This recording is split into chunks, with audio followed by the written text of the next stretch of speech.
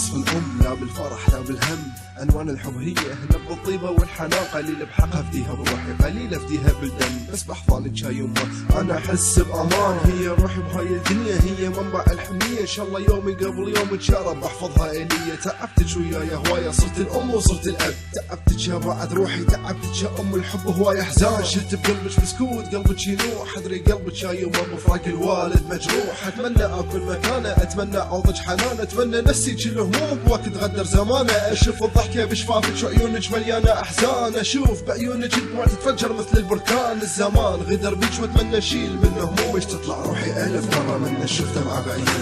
أمي أغلى ما عندي هي حياتي وكل عمري عمري، الدنيا كلها تضحك لي برضاكي عليا أمي.